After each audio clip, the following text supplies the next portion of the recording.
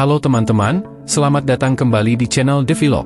Kali ini, kita akan membahas topik yang menarik yaitu tentang orang-orang yang mungkin merasa sangat pintar, tapi pada kenyataannya, mungkin tidak secerdas yang mereka kira. Ini adalah sesuatu yang mungkin kita semua pernah alami atau bahkan kita bisa saja melakukan hal yang sama tanpa sadar. Jadi, mari kita bahas 6 ciri orang yang merasa pintar tapi sebenarnya goblok. Pertama, kurangnya kemampuan berempati. Salah satu ciri utama orang yang merasa pintar tetapi sebenarnya bodoh adalah kurangnya kemampuan untuk memahami atau merasakan perasaan orang lain. Mereka mungkin merasa bahwa pandangan atau pendapat mereka adalah yang paling benar, tanpa mempertimbangkan perspektif atau perasaan orang lain. Terkait dengan topik orang yang merasa pintar tapi sebenarnya bodoh, kurangnya kemampuan berempati bisa menjadi ciri yang sangat kentara. Mereka mungkin terlalu yakin dengan pandangan atau pendapat mereka sendiri sehingga tidak mau atau tidak mampu melihat situasi dari sudut pandang orang lain. Mereka mungkin merasa bahwa pandangan mereka adalah yang paling benar, tanpa memperhatikan bagaimana hal itu mempengaruhi orang lain di sekitar mereka. Misalnya, seseorang yang merasa pintar tapi sebenarnya bodoh mungkin tidak memperhatikan bagaimana kata-kata atau tindakan mereka bisa menyakiti perasaan orang lain. Mereka mungkin terlalu fokus pada penonjolan diri sendiri dan mengabaikan kebutuhan atau perasaan orang lain. Kurangnya kemampuan berempati juga bisa menghalangi kemampuan seseorang untuk berhubungan secara efektif dengan orang lain. Keterampilan interpersonal yang baik seringkali didasarkan pada kemampuan untuk memahami dan merespons perasaan orang lain dengan empati dan sensitivitas. Jadi, jika Anda melihat seseorang yang tampaknya kurang empati dan terlalu fokus pada diri sendiri, itu bisa menjadi pertanda bahwa mereka mungkin tidak secerdas yang mereka kira. Kecerdasan sejati juga melibatkan kemampuan untuk memahami dan menghargai pandangan serta perasaan orang lain. Kedua, ketidakmampuan untuk menerima kritik. Orang-orang yang sebenarnya tidak begitu cerdas seringkali sulit menerima kritik atau masukan dari orang lain. Mereka mungkin merasa bahwa mereka sudah tahu segalanya dan tidak perlu belajar dari orang lain, yang pada akhirnya menghalangi pertumbuhan dan perkembangan mereka. Ketidakmampuan untuk menerima kritik adalah tanda bahwa seseorang mungkin memiliki kesulitan dalam melihat kelemahan atau kekurangan diri sendiri. Orang-orang yang merasa pintar tapi sebenarnya bodoh seringkali menganggap bahwa mereka sudah sempurna atau bahwa pendapat mereka tidak bisa salah. Ketika seseorang tidak mampu menerima kritik, mereka seringkali akan mempertahankan pendapat mereka bahkan ketika ada bukti yang menunjukkan sebaliknya. Mereka mungkin merasa terancam atau merasa bahwa kritik itu adalah serangan terhadap kecerdasan atau identitas mereka.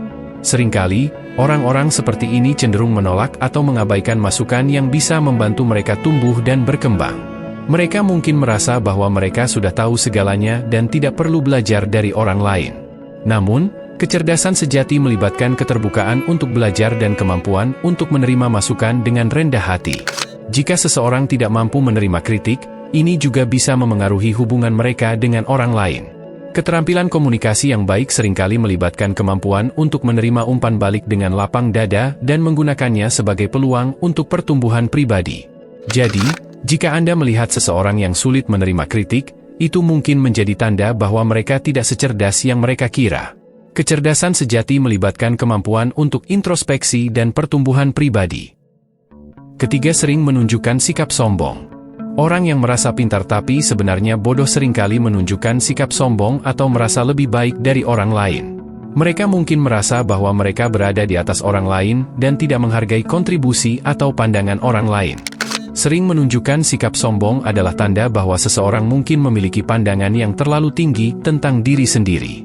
Mereka mungkin merasa bahwa mereka lebih unggul atau lebih baik daripada orang lain, dan cenderung menunjukkan perilaku yang merendahkan atau mengesampingkan orang lain.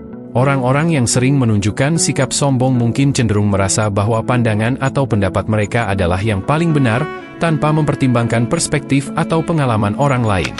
Mereka mungkin kurang peduli dengan kontribusi atau pandangan orang lain, dan lebih fokus pada penonjolan diri mereka sendiri.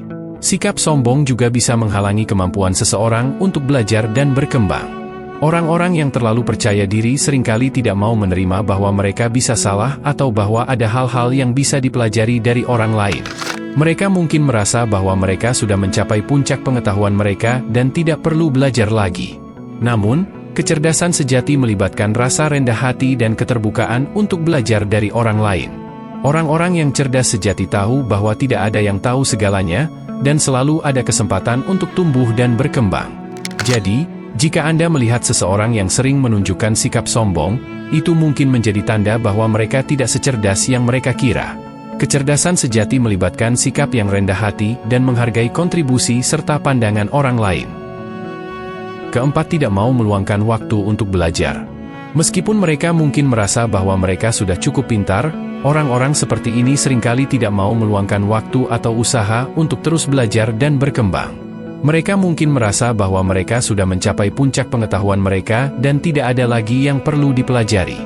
Tidak mau meluangkan waktu untuk belajar adalah tanda bahwa seseorang mungkin merasa bahwa mereka sudah tahu segalanya atau bahwa mereka sudah mencapai tingkat pengetahuan yang memadai. Orang-orang seperti ini cenderung meremehkan pentingnya pendidikan berkelanjutan dan pertumbuhan pribadi. Mereka mungkin merasa bahwa mereka sudah mencapai puncak pengetahuan mereka dan tidak ada lagi yang perlu dipelajari. Mereka mungkin juga merasa bahwa belajar adalah sesuatu yang melelahkan atau membosankan, dan lebih memilih untuk menghabiskan waktu mereka untuk hal-hal yang dianggap lebih menyenangkan atau menghibur.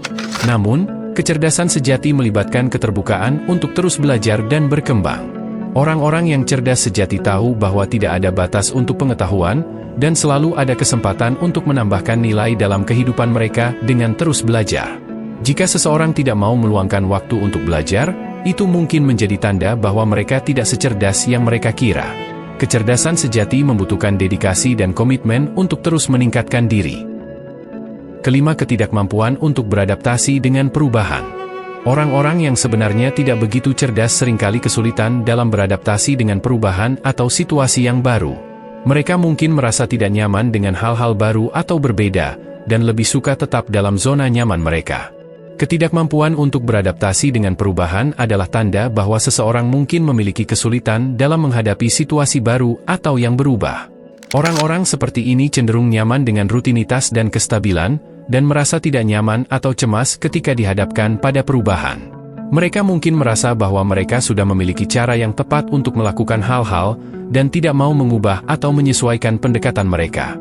Mereka juga mungkin merasa bahwa perubahan adalah sesuatu yang mengganggu atau mengancam, dan lebih memilih untuk tetap pada zona nyaman mereka. Namun, kecerdasan sejati melibatkan kemampuan untuk beradaptasi dengan lingkungan yang berubah. Orang-orang yang cerdas sejati tidak hanya mampu bertahan dalam situasi yang berubah, tetapi juga mampu berkembang dan tumbuh melalui pengalaman tersebut. Jika seseorang tidak mampu beradaptasi dengan perubahan, itu mungkin menjadi tanda bahwa mereka tidak secerdas yang mereka kira. Kecerdasan sejati melibatkan fleksibilitas dan keterbukaan untuk belajar dari setiap situasi baru yang muncul. Keenam, mengabaikan fakta atau informasi yang bertentangan dengan pendapat mereka. Mengabaikan fakta atau informasi yang bertentangan dengan pendapat seseorang adalah tanda bahwa mereka mungkin terlalu yakin dengan pandangan atau keyakinan mereka sendiri. Orang-orang seperti ini cenderung mencari informasi yang hanya mendukung pendapat mereka, dan mengabaikan atau menolak informasi yang bertentangan. Mereka mungkin merasa bahwa pandangan atau keyakinan mereka adalah yang paling benar, tanpa mempertimbangkan bukti atau data yang menunjukkan sebaliknya. Mereka juga mungkin merasa bahwa mengakui informasi yang bertentangan dengan pendapat mereka adalah tanda kelemahan atau kegagalan. Namun, kecerdasan sejati melibatkan kemampuan untuk menilai dan mengevaluasi informasi secara objektif, tanpa dipengaruhi oleh bias atau pendapat pribadi. Orang-orang yang cerdas sejati bersedia untuk mempertimbangkan sudut pandang yang berbeda dan terbuka untuk mengubah pendapat mereka berdasarkan bukti atau data yang tersedia. Jika seseorang terus-menerus mengabaikan fakta atau informasi yang bertentangan dengan pendapat mereka, itu mungkin menjadi tanda bahwa mereka tidak secerdas yang mereka kira. Kecerdasan sejati melibatkan keterbukaan untuk belajar dan berkembang, bahkan jika itu berarti mengubah pandangan atau keyakinan kita. Teruntuk orang yang merasa pintar padahal bodoh, saya punya satu pesan.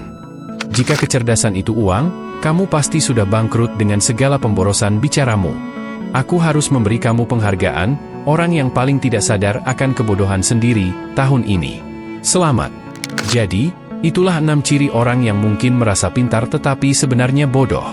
Penting untuk diingat bahwa kecerdasan sejati melibatkan rasa rendah hati, keterbukaan untuk belajar, dan kemampuan untuk memahami dan menghargai pandangan orang lain.